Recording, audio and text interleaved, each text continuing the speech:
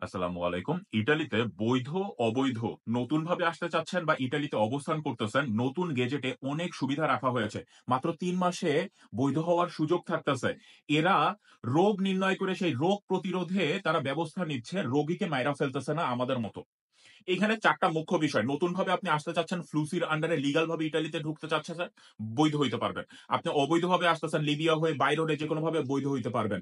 আপনি ইটালিতে অলরেডি অবস্থান করতেছেন, কিছুদিন পরে কাজের মেয়াদ শেষ হয়ে যাবে, এই অবস্থায় আছেন, বৈধ হইতে পারবেন। আপনি অলরেডি অবৈধ হয়ে গেছেন, সেইখানে আপনাকে কিছু নজর দিতে হবে। সব বিষয়গুলোই আজকের ভিডিওতে তুলে ধরার চেষ্টা করব।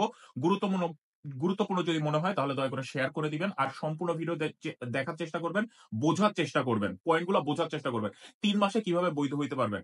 যে কোনো ভিসায় আপনি যদি ইটালিতে আসেন, সেইটা আপনি যদি স্পন্সর হোক, এগ্রিকালচার হোক, ৩ মাস যেকোনো একটা কাজ যদি আপনি করেন, তারপরে যদি আপনি একটা পার্মানেন্ট কাজ খুঁজে পান, তাহলে এইখানকার যে ওয়ান স্টপ অফিস বা আপনার এখানে গিয়ে আপনার এই কাজের কন্ট্রাক্টটাকে চেঞ্জ করে নিতে পারবেন। আপনার রেসিডেন্ট পারমিট আপনি চেঞ্জ করে নিতে পারবেন। তখন আপনি পার্মানেন্ট কাজটা আপনাকে খুঁজে পেতে হবে। আপনি এগ্রিকালচার ভিসায় আসছেন, আপনি যেভাবেই আসেন না কেন, যেকোনো একটা কাজে ৩ মাস কাজ করছেন ইটালিতে, ওইখানে যান, কথা বলেন, মালিক খুঁজে বের করেন যে আপনার সাথে পার্মানেন্ট কন্ট্রাক্ট করবে, আপনি বৈধ হয়ে গেলেন। সোজা সাপটা বিষয়। আর আপনি যখনই বৈধভাবে আসতেছেন, মালিক খুঁজে পায় না, মালিক কন্ট্যাক্ট করে না, এই সমস্যা আর থাকতেছে না। এইখানকার মালিক যদি আপনাকে এইখান থেকে যদি কনফার্ম করে না দেয়, আপনি ইতালি ঢুকতে পারবেন না। আপনি ভিসা পাবেন না। এবং এই মালিক আপনি ইতালি আসার পরে যদি বলে যে এই লোকের সাথে কন্ট্যাক্ট করব না, আপনাকে কার্ড করে দিব না, রেসিডেন্সি দিব না, তখন মালিকের হাতে হেরিকেন, পিছনে বাঁশ। সুতরাং আপনি বেঁচে গেলেন, মালিকের সমস্যা।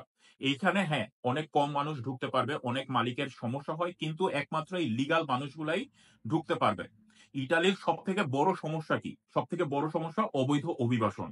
তারা জানে বাংলাদেশিরা এর জন্য দায়ী না। বাংলাদেশিরা এই অবৈধ অভিবাসনটা তৈরি করতেছে না। তারা লিগাল ভাবে আসতে চায় ঠিকই, কিন্তু কিছু ২ নাম্বার মানুষ তারা এটাকে গ্যাং মাস্টার বলতেছে।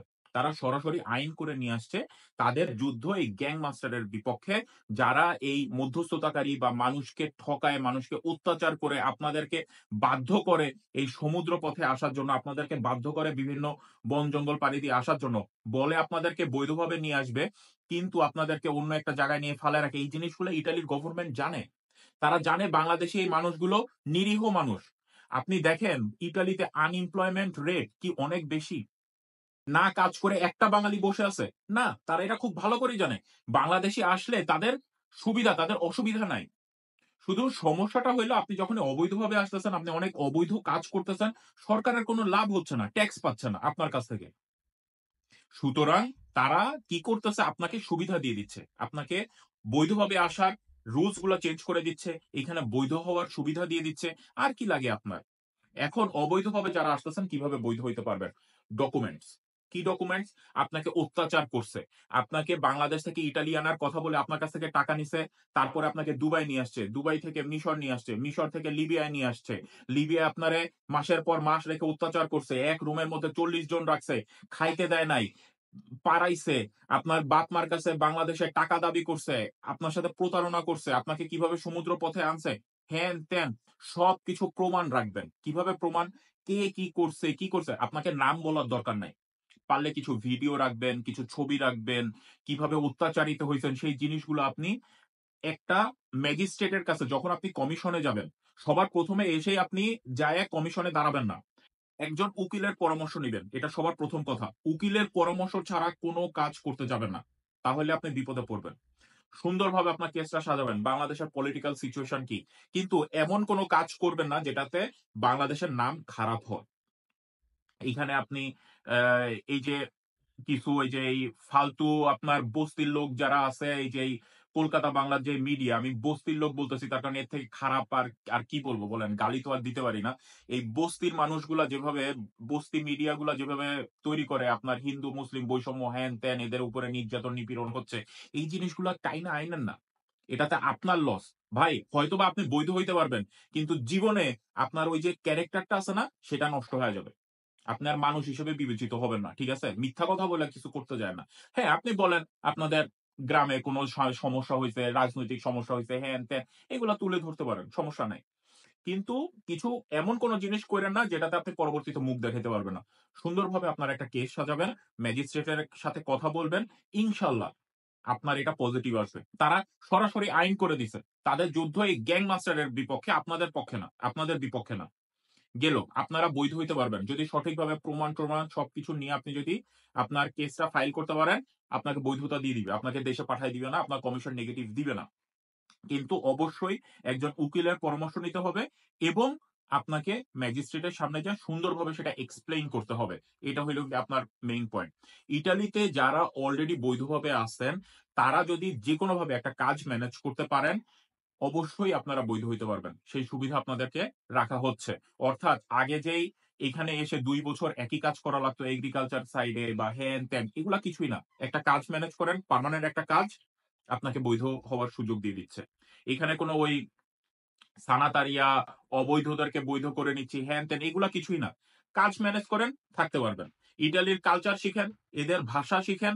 যত তাড়াতাড়ি শিখবেন, তত তাড়াতাড়ি এইখানে আস্তে, আস্তে আপনি উপরে উঠতে পারবেন। একটা সেটেল লাইফ লিড করতে পারবেন। পরবর্তী যে বিষয়, যারা অলরেডি অবৈধ হয়ে গেছেন, ভাই ২ টা বিষয়। আপনি অবৈধ হয়ে গেছেন, সমস্যা নাই। আপনি কেস করেন, আপনি যেভাবে করেন উকিলের পরামর্শ নিয়ে কাজ করেন। শুধুমাত্র এমন কোন কাজ কইরেন না যেটাতে ইটালির কোন ঝামেলা হয়। অর্থাৎ পুলিশ কেস হয়ে যায়।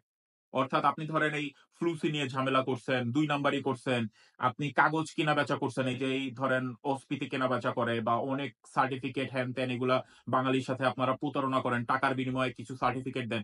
এই জিনিসগুলা করছেন, পুলিশের কাছে কেস হইছে, আপনাদের কোন মাপ নাই। সোজা-সাপটা ব্যাপার। আপনাদের কোন মাপ নাই। আপনারা টিকবেন না। আপনি একজনের কাছে অস্ফীতি বেচছেন ৩০০, ৪০০, ৫০০ ইউরো দিয়ে। এক বাসায় আপনি ১০ জন লোক দেখাইছেন। আপনি তো যাবেনই, যার বাসা দেখাইছেন সেও যাবে। সুতরাং আপনাদের ক্ষমা নাই। কিন্তু যারা ধরেন কাজ করতেছেন, কাজ খুঁজে পাচ্ছেন না, অবৈধ হয়ে গেছেন। নতুন কাজ খুঁজে নেন। আপনার এইখানের যেই আছে, ওয়ান স্টপ শপ আছে, কথা বলেন, একটা উকিলের সহায়তা নেন। নতুন কাজ পাইছেন, আপনি ৬ মাস অবৈধ ছিলেন, ব্যাপার না। বৈধ হওয়ার সুযোগ দিবে। কিন্তু যেখানে আপনার কমিশন নেগেটিভ ৩ বার নেগেটিভ চলে আসে। এট লিস্ট ২ বার নেগেটিভ চলে আসছে এবং ৩য় বারও নেগেটিভ আসার সম্ভাবনা আছে। আপনাকে দেশ ছাড়ার নোটিশ দিয়ে দিছে। দেশে আর থাইকেন না। ইটালিতে থাইকেন না, অন্য দেশ দেখেন। এইখানে আপনারা সবাই স্পেনের কথা চিন্তা করতেছেন। কিন্তু স্পেনের কিছু রুলস রেগুলেশন আছে। আমার অন্য ভিডিও আছে, আপনারা বোঝার চেষ্টা করবেন। স্পেনে যাবেন, একটা রেসিডেন্সি আপনাকে ম্যানেজ করতেই হবে। যে যেভাবেই আপনাদেরকে বলুক না কেন যে স্পেন যাওয়া লাগবে না, না যেয়ে আপনারা কাজ করতে পারবেন, এত ইজি না। হ্যাঁ, হয়তোবা সে করে দিতে পারে। এখন তাদের কথা আপনারা যদি বিশ্বাস করেন, করেন। কিন্তু রুলস কি আপনি দেখেন, স্পেনে যাবেন, একটা রেসিডেন্সি ম্যানেজ করবেন। ওইখানে আপনি যে ২ বছর থাকবেন তার একটা প্রমাণ আপনাকে ২ বছর পরে দিতে হবে। এখন আপনি স্পেনে নাই থাকিয়া আপনি অন্য দেশে থাকলেন। আপনি প্রমাণ করবেন কিভাবে? আপনি ওইখানে থাকবেন। ওইখানে থাকার পরে ওই রেসিডেন্সির এগেইনস্ট এ আপনি একটা আ ওইখানকার যেই একটা কার্ড আছে আপনার এই যে ট্যাক্স নাম্বার বাইর করে, সেই ট্যাক্স নাম্বার আপনি বাইর করতে পারবেন। ট্যাক্স নাম্বার অথবা সোশ্যাল সিকিউরিটি, হেলথ ইন্সুরেন্স যেটাকে বলা হয়, ওই ইন্সুরেন্সের একটা নাম্বার বের করা যায়। একটা বাস কার্ড করবেন। আপনি কোন রেস্টুরেন্টে খাওয়া-দাওয়া করছেন, তার বিল রাখবেন। সব প্রমাণ রাখবেন যে আমি স্পেনে ঘুরছি, আমি থাকছি, আমি অবৈধ ছিলাম। কিন্তু তারপরেও আমি এখানে কোন অবৈধ কাজকর্ম কিছু করি নাই। আমি এখানে কাজ করছি কিন্তু দেখো আমি এখানে যেভাবেই হোক, আপনি এটা প্রমাণ করতে হবে যে ২ বছর আপনি স্পেনে ছিলেন।